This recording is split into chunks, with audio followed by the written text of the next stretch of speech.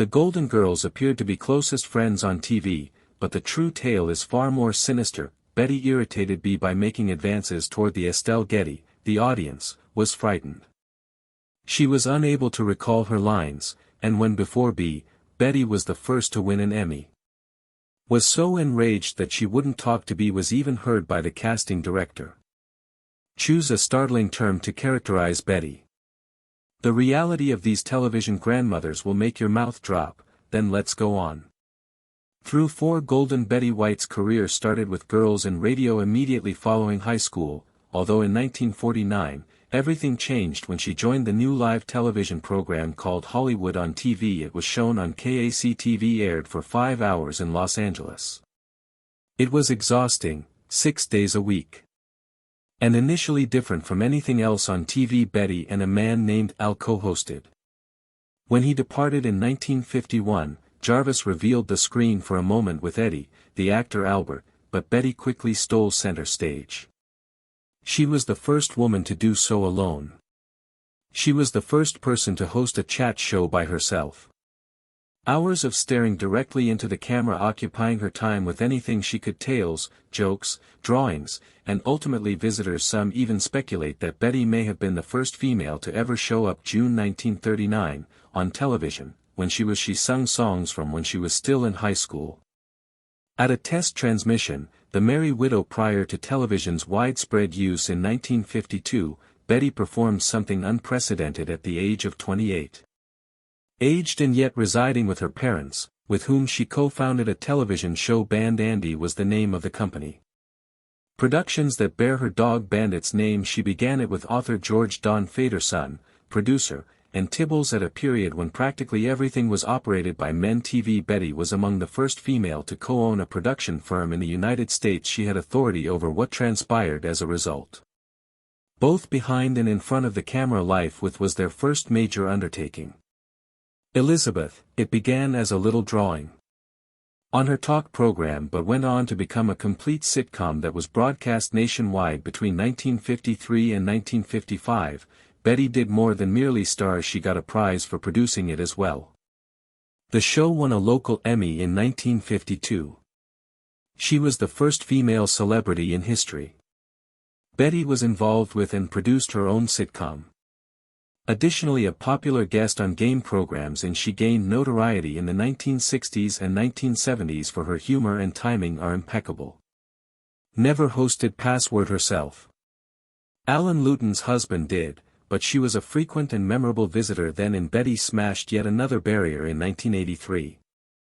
Was the first female winner of a daytime. She won an Emmy for being an exceptional game show host.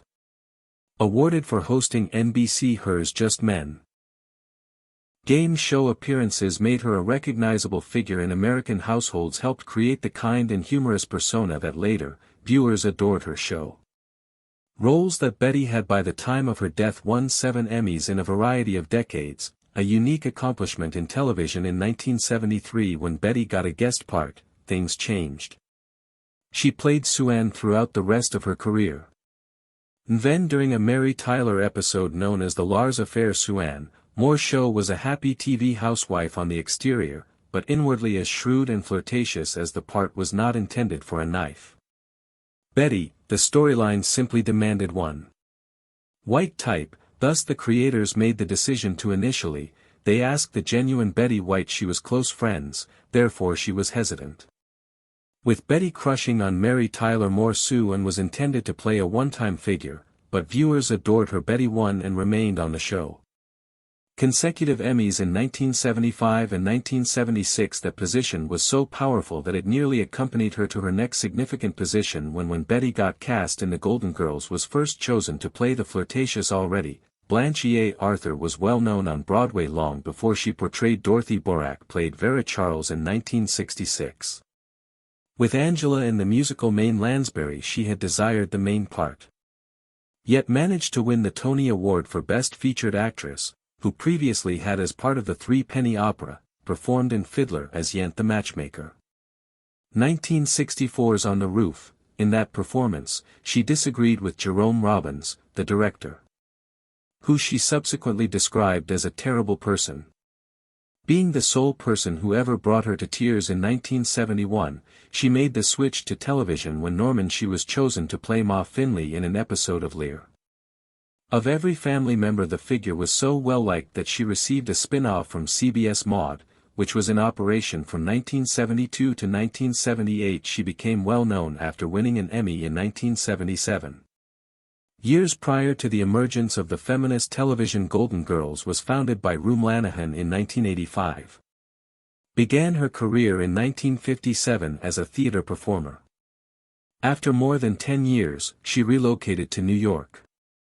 Years later, she made her Broadway debut.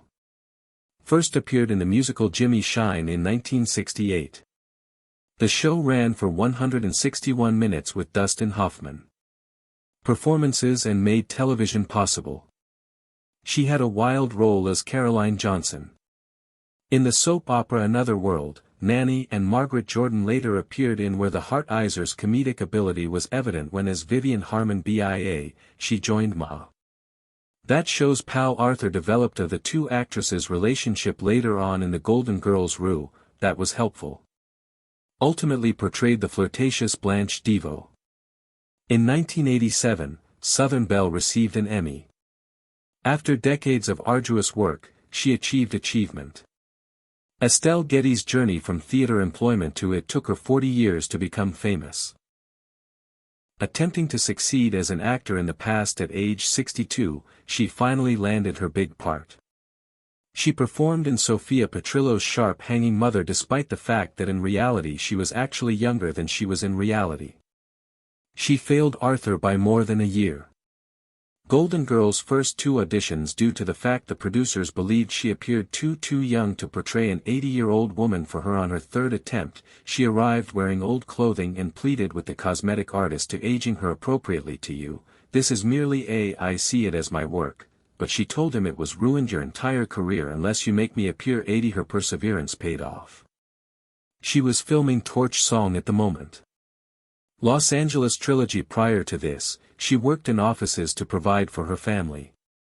And only had minor roles in movies, such as a small cameo in Tootsie. Her ideal timing and witty banter, as Sophia enjoys. Blanche is told, "Your life is an open blouse," which made her a darling among fans. Despite Sophia's intended status as a minor in 1988, character Getty received an Emmy for became a favorite of the show. Stars something in the fall of 1984. A humorous incident occurred during an NBC commercial. Particularly, Doris Roberts was on. Selma Diamond and Remington Steele from Together, Night Court was performing a skit. Diamond misheard the name during the bit of Miami Vice and uttered, "Miami, it must be about some ancient people. Individuals playing pinochle while lounging around." Even though it was only a joke, everyone laughed. Warren Littlefield was the only man present.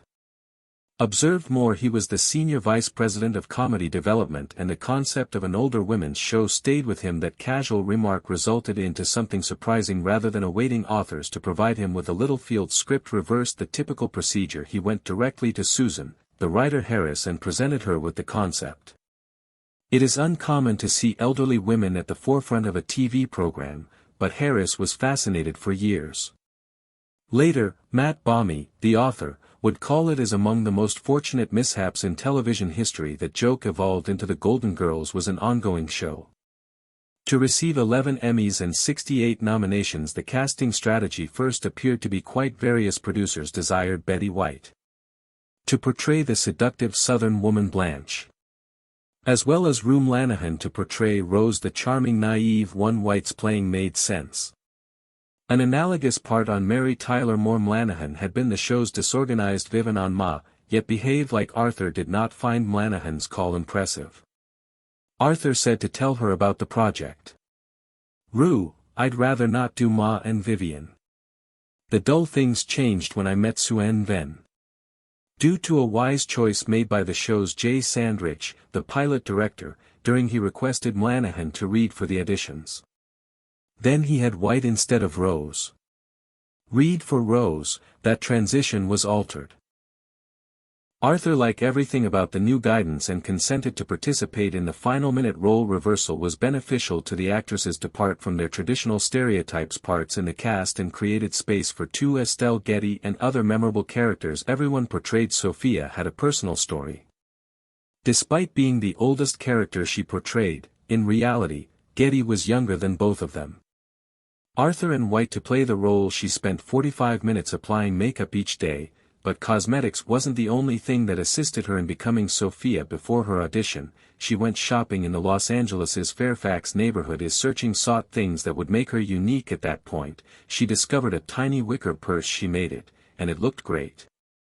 Sophia's appearance became so the clothing department created an iconic contingency in case something were to happen. Betty White revealed it in a 2011 interview on a Fans. For years, I pondered her rocky connection to her Golden Girls co-star B. Arthur. Nearly 20 years. Betty acknowledged after the show that she didn't really like me, so she found Mia occasionally experiencing neck pain. According to Betty's upbeat demeanor frequently rubbed B the incorrect way. On occasion, if I was happy that she would be angry, she added, with a laugh. It shocked a lot of people, especially people who only saw friendship on screen between Dorothy and Rose, although despite the tension that exists behind the scenes the two maintained their professionalism and never both won by allowing it to influence their acting. Emmys for their contributions to the program. Then, in a 2023 tale, there was another twist. Joel Thurm is a casting director for all books. Created at NBC in the Golden Girls period. A startling assertion he claimed to have once heard. Betty White is referred to by B.A. Arthur utilizing an extremely nasty and derogatory term. Thurm as well stated that Rue Mlanahan, who participated in However, Blanche has said similar things. According to later stories, Rue only called Betty something of a handful. Thurm thought that the main source of the conflict was how unlike the women performed as well as B did. Sincere, an actress with training in theater who required room to get Betty ready on the nonetheless, had a more relaxed and lighter style. She practiced differently and delighted in conversing with the crowd. Something the B didn't do in between scenes. Admire B's son Matthew. Years later, Sachs has provided a more compassionate viewpoint and he clarified in the interview that his mother did not despise Betty, she simply had a complex approach of handling her. It was enjoyable to have someone irritate you. He remarked, drawing a comparison to the notion that every individual requires a neighbor who irritates them. Betty occurred to be the individual that Matthew created for B. Still. Evidently, despite their ups and downs, Betty was liked by his mother in her own route and even accompanied her on rides in the show's initial seasons. At its core was a significant conflict in B's working methods originated on Broadway, where maintaining one's integrity and concentration. Betty, deep between takes, was the usual. Originated from game shows and live TV. She was accustomed to chatting and laughing with the crowd, with the viewers, and maintaining. Jim Kawuchi, the author of a book on the program, explained Betty's occasionally remove her skirt and make jokes with that sort of action by fans during breaks didn't agree with B, who clung to her script right up until the last minute. They gave every performance their whole attention. Tension amongst the Goldens cast. The first time girls appeared was during each of the four actresses won an Emmy in 1986. A nominee for the title of Best Lead Actress in a Comedic Series, although Betty White was the one who got the prize. That victory wasn't properly received. According to Rue, with B. Arthur. According to Mlanahan's memoir, B was incensed and even used a horrible name for Betty. B had always viewed herself backstage as the serious actress with stage training, had little regard for Betty, whom she rejected as a personality on a game show since her Password days, despite the fact that all in the end, took home the 1987 Emmy. And in 1988, B and Estelle Getty claimed that Betty's early success sparked a split that never recovered completely. Betty's acting didn't improve the situation. Would immediately commit her lines to memory and occasionally even included jokes about the she loved talking with writers, the audience in the studio in between scenes, and provided a gentle, amiable vibe to the However set. B retained her. Having the script till the very last minute, she liked to remain in character and frequently stayed backstage in between takes. Concentrated. Her son subsequently clarified that she didn't believe those pauses were the Betty could socialize at the ideal moment. Without becoming distracted, but for Bea it was annoying to her and distracting. As the show continued, Bea's annoyance increased. She had become weary of the 6th season. The jokes about Dorothy, her character in contrast to Rose's other personas, absurdity of Sophia's and Blanche's romantic lives as people aged, the jokes about Dorothy frequently felt personal. They made fun of her appearance.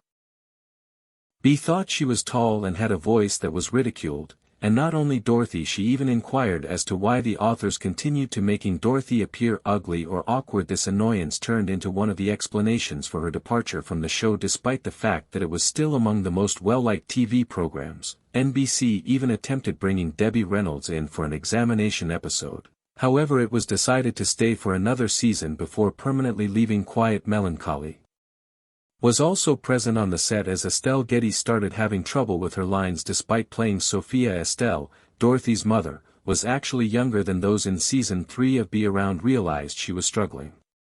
Initially, it was difficult to recall what to say.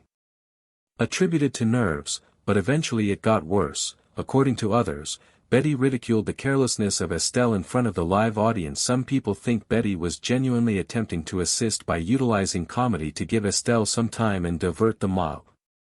Estelle started writing her in order to become well.